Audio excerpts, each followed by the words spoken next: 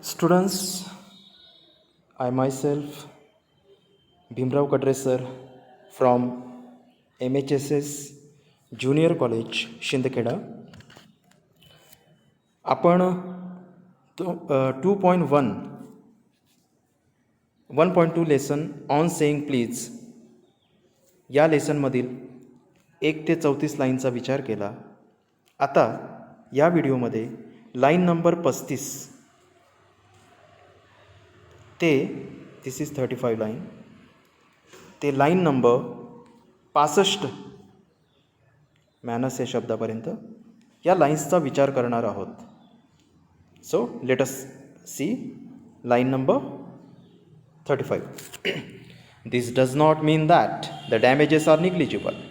It is probable that the liftman was much more acutely hurt by what he regarded as a slur upon his social standing than he would have been if he had a kick on the shins for which he could have got a legal redress.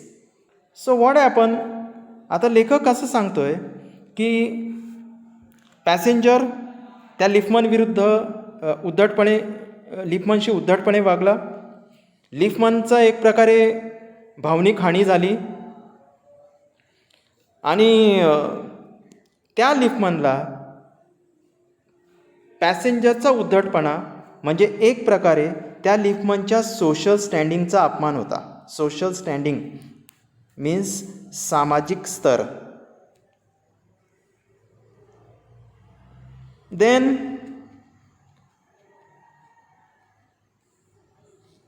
Than he would have been if he had a kick on the shins. की जर शिन्स याचा अर्थ part of the body. शिन्स की त्या लिफ्टमनला जर लिफ्टमनच्या विरुद्ध त्या पॅसेंजरने जर व्हायलन्स वापरला असता तर कदाचित त्या लिफ्टमनला लीगल रिड्रेससुद्धा मिळाला असता. लीगल रिड्रेस याचा अर्थ कायदेशीर दिलासा मिळाला असता. Okay, but this thing did not happen. The liftman thought that the passenger had hurt his social standing. The pain of a kick on the shins soon passes away, but the pain of a wound to our self-respect or our vanity may poison a whole day. की जर शरीराच्या भागावर झालेली हिंसा कालांतराने कमी होऊन जाते, पण स्वाभिमानाला झालेली इजा पूर्ण दिवस विस्मय करते असं लेखक सांगतोय. I can imagine that liftman denied the relief of throwing the author of his wound out of the lift, brooding over the insult by the hour and visiting his wife in the evening as the only way of restoring his equilibrium. Equilibrium याचा अर्थ समतोल. Okay, जाड किंवा dark अशा लेटर्समध्ये हा शब्द आला आहे. ब्रूडिंग याचा अर्थ विचार करणे. ब्रूडिंग ओव्हर म्हणजे एखाद्या गोष्टीवर विचार करणे.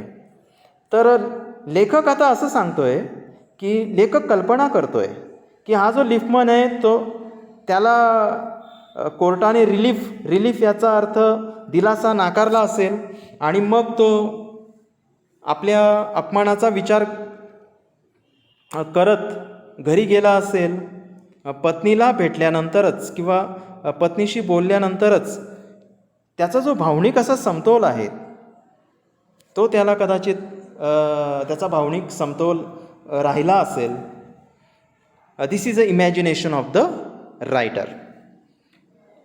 For there are few things more catching than bad temper and bad manners. लेखक असं सांगतोय की बॅड मॅनर्स किंवा बॅड टेम्परपेक्षा काही गोष्टींची लागण खूप लवकर होते. कॅचिंग याचा अर्थ लागण होणे. लेखकाने आता इथे एक उदाहरण दिलेलं आहे. Let us see. When sir Anthony Absolute bullied Captain Absolute, the latter went out and bullied his man Fag, whereupon Fag went out downstairs and kicked the page boy. So लेखकाने इथे बॅड मॅनर्सची चेन कशी तयार होते याचं उदाहरण सांगितलं आहे. जेव्हा सर अँथनी ॲब्सोल्यूट नावाचा व्यक्ती कॅप्टन ॲब्सोल्यूटचा छळ करतो, बलीड याचा अर्थ टॉर्चर, त्यानंतर कॅप्टन ॲब्सोल्यूट हा फॅग नावाचा त्याचा जो नोकर आहे त्या फॅगचा मग तो छळ करतो.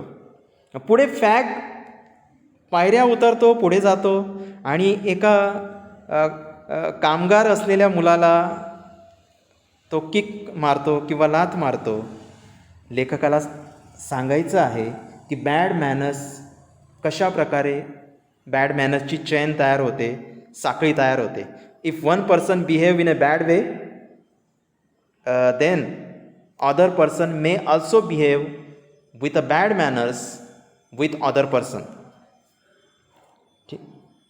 Probably the man who said top to the liftman was really only getting back on his employer who had not said good morning to him because he himself had been henpecked at breakfast by his wife, to whom the cook had been insolent because the housemaid had answered her back.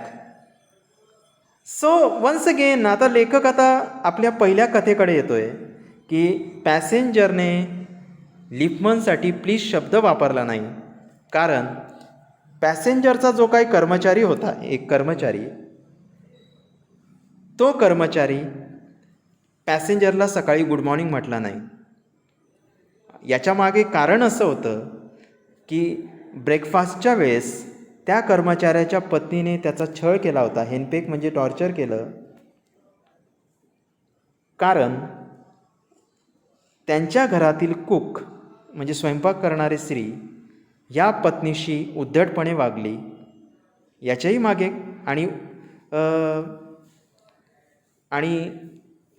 ती cook पत्नीशी उद्धटपणे याच्यासाठी वागली कारण त्यांच्या घरातली हाऊसमेड म्हणजे घरकाम करणारी स्त्री या कुकला उलट उत्तर या हाऊसमेडने दिलं होतं. म्हणजे let us see how there is a infection of bad manners, की बॅड मॅनर्सचा प्रादुर्भाव कसा होतो, लागण कशी होते. एक व्यक्ती दुसऱ्याशी बॅड मॅनर्सने वागली तर दुसऱ्या व्यक्तीसुद्धा पुढच्या व्यक्तीशी बॅड मॅनर्सने वागू शकते. तसंच या पॅसेंजरने झालं. म्हणून हा पॅसेंजर या लिफ्टमनला प्लीज नाही म्हटला, नुसतं टॉप म्हटला. We infect the world with our ill humours. Bad manners probably do more to poison the stream of general life than all the crimes in the calendar. For one wife who gets a black eye from an otherwise good-natured husband, there are 100 who live a life of martyrdom under the shadow of a morose temper. की लेखक आता असं सांगतोय की समाजामध्ये इल ह्युमर्स म्हणजे गैरवर्तन यांचा प्रादुर्भाव होत असतो. एक व्यक्ती if one person behave in with a bad manners with other person may also behave with bad manner. लेखक आता असं सांगतोय की बॅड मॅनर्समुळे जे काही क्राईम्स आहेत, गुन्हे आहेत, त्या गुन्ह्यांपेक्षाही जास्त विषमय वातावरण बॅड मॅनर्समुळे होतं. समाजातलं वातावरण विषमय बॅड मॅनर्स करतं. की लेखक आता असं सांगतोय की समजा एक पती आपल्या पत्नीविरुद्ध हिंसेचा वापर करत असेल, पण मग आता इथे ब्लॅक आयचं उदाहरण, ब्लॅक आय हा शब्द आला आहे. ब्लॅक आय याचा अर्थ काळा डोळा होणं, हिंसेमुळे काळा डोळा होणं. पण त्याच वेळेस लेखक आता असं सांगतोय की अनेक असे जोडीदार अनेक जोडीदारांपैकी एक जोडीदार मोरोस टेम्परचा असू शकतो. मोरोस याचा अर्थ अनहॅपी नेचर, दुःखी स्वभावाचा, आणि त्याच्यामुळे दुसऱ्या जोडीदाराला कदाचित शहीद व्हावं लागतं. मग असं लेखक म्हणतोय. मार्टेरडम याचा अर्थ शहीद होणे. ठीक आहे, म्हणजे एक प्रकारे लेखकाला हे सांगायचं आहे की if one person behave with a bad manner, then it can make effect on the mind of other person. No decalogue could cover the vast area of offenses, and no court could administer a law which govern our social activities. Decalogue याचा अर्थ 10 धार्मिक आज्ञा, धर्मग्रंथातील 10 आज्ञा, त्याचा अर्थ दिला इथे. The meaning is given here, right. मग लेखक आता असं सांगतोय, yes, writer is telling this, okay, writer is telling this, no decalogue म्हणजे धर्मग्रंथातल्या 10 ज्या आज्ञा आहेत त्या आज्ञासुद्धा जे काही विस्तृत असे जे गुन्हे आहेत, वास्ट एरिया ऑफ ऑफेन्सेस आहेत समाजात, त्या पण कवर करत नाही. म्हणजे धर्मग्रंथातल्या 10 आज्ञांमध्ये असे काही गुन्हे सुटून जातात जे समाजात अजूनही अस्तित्वात आहेत. सगळे गुन्हे कव्हर नाही करत या धर्मग्रंथातल्या 10 आज्ञा, काही काही गुन्हे राहून जातात. No court could administer a law which govern our social activities, our speech, the tilt of our eyebrows and all our moods and manners. की लेखक आता असं सांगतोय की कोणताही कोर्ट, कुठलाही कोर्ट आपल्या ज्या काही सामाजिक रीती असतील, सिव्हिलिटीज म्हणजे संस्कृती असतील, आपलं बोलणं असेल, किंवा टिल्ट ऑफ आवर आयब्रोज याचा अर्थ एक प्रकारे चेहऱ्यावरले हावभाव असतील, ऑल आवर मूड्स किंवा मॅनर्स असतील, या सगळ्या गोष्टींवर नियंत्रण कोर्ट नाही ठेवू शकत. याचा अर्थ लेखकाला एवढाच सांगायचा आहे, court cannot make law on our manners. So these are the lines.